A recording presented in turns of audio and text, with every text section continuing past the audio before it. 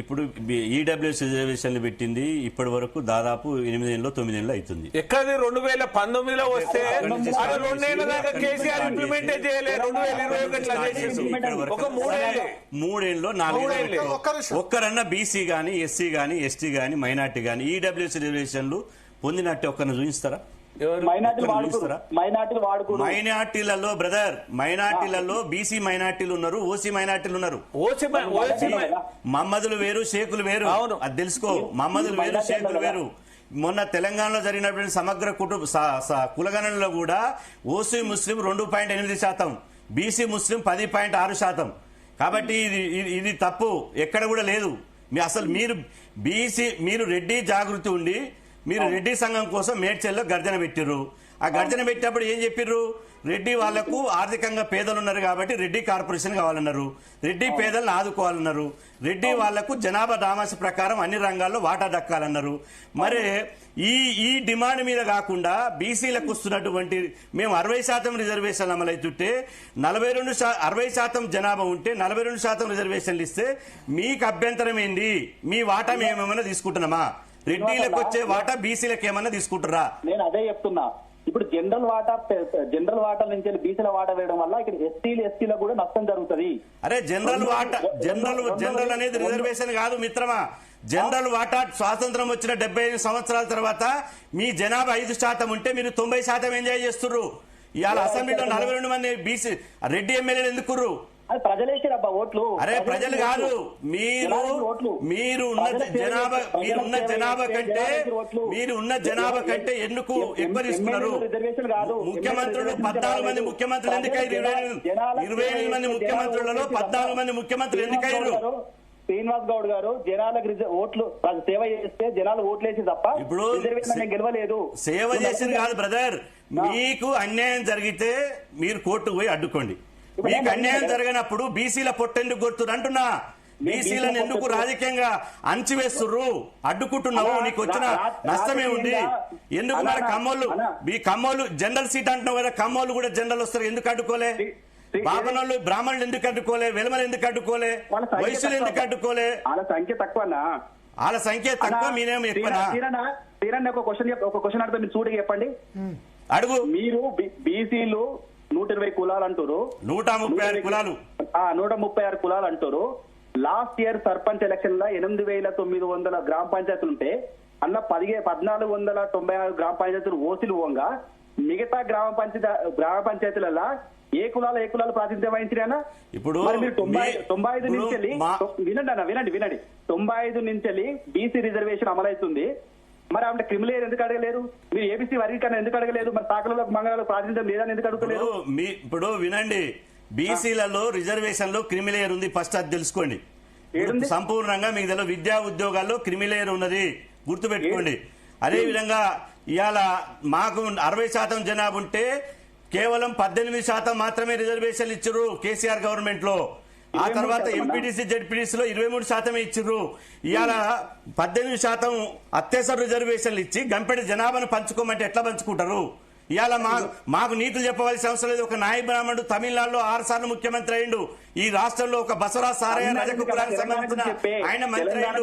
ఇప్పుడు ఆంధ్రప్రదేశ్ లో ఇవాళ మీరు అడ్డుకొని మా నోటికాని ముద్దలు గుండుకొని మా రిజర్వేషన్ రాకుండా మీరు తినమరిగి మా రిజర్వేషన్ తన్నుకొని ఇవాళ తీసుకుపోయి మీరు ఎంజాయ్ చేసే మరిగి ఇవాళ స్వాతంత్రం వచ్చిన 78 సంవత్సరాల తర్వాత కూడా మమ్మల్ని కౌన్సిలర్ కార్పొరేటర్ వార్డు మెంబర్ కూడా కానియరా?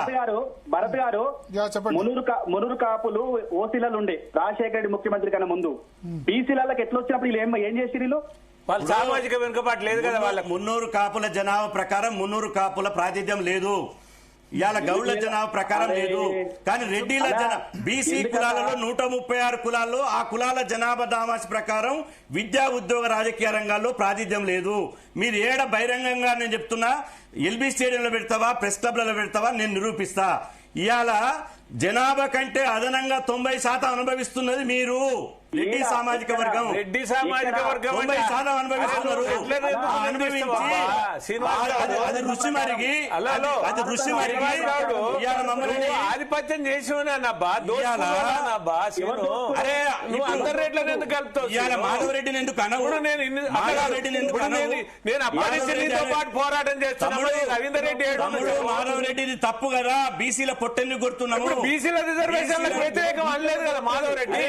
మీ జనాభా ప్రకారం మీకు రిజర్వేషన్ వచ్చినప్పుడు మాధవరెడ్డి బీసీ రిజర్వేషన్లకు వ్యతిరేకం వస్తే తప్పేంటి? నొప్పేంటి? ఇప్పుడు శ్రీనివాస్ గౌడ్ మాధవరెడ్డి బీసీ రిజర్వేషన్లకు వ్యతిరేకం అంటలేదు. అరే వ్యతిరేకమైన కోట్ల కేసేసిండు ఆయన ఏమంటే రిజర్వేషన్ కావాలని వేసిండా? ఇప్పుడు మున్నూరు కాపుకు సామాజిక వెనుకబాటు, మున్నూరు కాప, యాదవ, విశ్వబ్రాహ్మణ, బీసీ కులాలలో బీసీ కులాల్లో మేము చూసుకుంటాం. మా రిజర్వేషన్లు వద్దనడానికి మీకెక్కడి ఎవరేమన్నా కూడా మీ రిజర్వేషన్ల పెంపుకి వ్యతిరేకం కాదు, కానీ మీ రిజర్వేషన్లు అర్హులైన వాళ్ళకి అందాలి. ఇప్పుడు 100 కులాల రిజర్వేషన్లు అక్కడక్కడ ఇవాళ సూపర్ మెమరీ పోస్టుల ద్వారా మాత్రమే ఈడబ్ల్యూఎస్ రిజర్వేషన్ అమలు చేయాలని ఉంది. కానీ జనరల్ కోటాలనే 10% రిజర్వేషన్ అట్లా లేదు. అమలు చేస్తున్నారు. మేము ఇక్కడ చూస్తాం, సీట్లను చూపిస్తాం. ఇక్కడ తెలంగాణ రాష్ట్రంలో శ్రీనాథానికి చిత్తశుద్ధి ఉంటే స్థానిక ఎన్నికలలో ఏబీసీ వర్గీకరణ కావాలని కొట్లాడు. నీలాంటి సైంధవులు అడ్డుకున్నాక ఇంకా నీతులు చెప్పొస్తున్నావు మాకు. రిజర్వేషన్ లబ్ధి పొందుకుంటా మాకు నీతులు చెప్పొస్తున్నావు మాధవరెడ్డి గారు. చూపించుకుంటా అడ్డుకొని ఆర్థికంగా సామాజికంగా ఉన్నారు. మాధవరెడ్డి గారు మీ వెనుక ఒక నిమిషం, మాధవరెడ్డి గారు మీ వెనుక ఏ పార్టీ ఉంది? కాంగ్రెస్ పార్టీయా, బీఆర్ఎస్, బీజేపీ? చాలా మంది మీ పొలిటికల్ అఫిలియేషన్ గురించి వాళ్ళ సోషల్ మీడియాలో జరుగుతుంది. ఏ పార్టీ ఉంది మీ వెనుక? భరత్ గారు మీరు చాలా కొంచెం మంచి క్వశ్చన్ వేసి, ఎందుకంటే సోషల్ మీడియా బాగా టెక్కలు కొడుతుంది. నేను 2016 కన్నా ముందు తెలంగాణ ఉద్యమంలో ఉన్నా. కేసీఆర్ గారు పత్తు రాజకీయ పార్టీ అన్నప్పుడు నేను తెలంగాణ ఉద్యమం నుంచి బయటకు వచ్చినా. ఆ రోజు నుంచి ఈ రోజు దాకా ఏ రాజకీయ పార్టీతో నాకు సంబంధం లేదు. అన్ని రాజకీయ పార్టీల నాయకులతో సత్సంబంధాలు ఉంటాయి.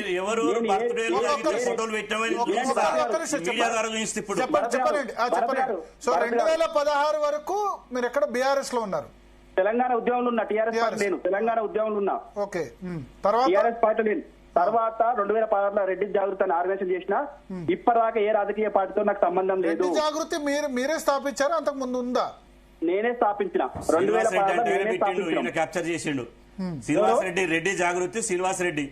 బ్రదర్ మీకు తెలిస్తే మాట్లాడు, తెలియకపోతే రెడ్డి కార్పొరేషన్ ఏర్పాటు చేస్తామని ఉద్యమిస్తే మేము మద్దతు ఇచ్చినాం బ్రదర్. మేము మద్దతు ఇచ్చినాం. శ్రీనివాస్ రెడ్డిని అడుగు. పేదల కోసం ఇవ్వాలన్న తప్పది. మీరు ఇచ్చినాము మేము 100%. ఇప్పుడు రెడ్లకు రవీంద్ర చెప్పినట్టు రెడ్లకు కాదు, పేదల కోసం కూడా పేదల కోసం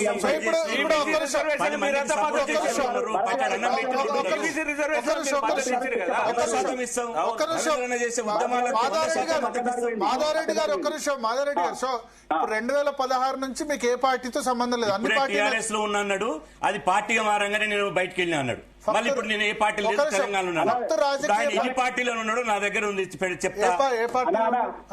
భరత్ గారు చెప్పండి. నేను చెప్తే మీకు అర్థమైతే వాళ్ళు అర్థం చేసుకుంటారు. 2016 తోటి తాడు తిన కూడా తెలంగాణ ఉద్యమంలో ఉండు, నేను కూడా తెలంగాణ ఉద్యమంలో ఉన్నా. లేనని ఎక్కడ చెప్పట్లేదు. 2016లో మేము రెడ్డి జాగృతి ఆర్గనైజేషన్ స్టార్ట్ చేసినాం. ఇప్పటిదాకా కూడా నేను ఏ రాజకీయ పార్టీతో లేను.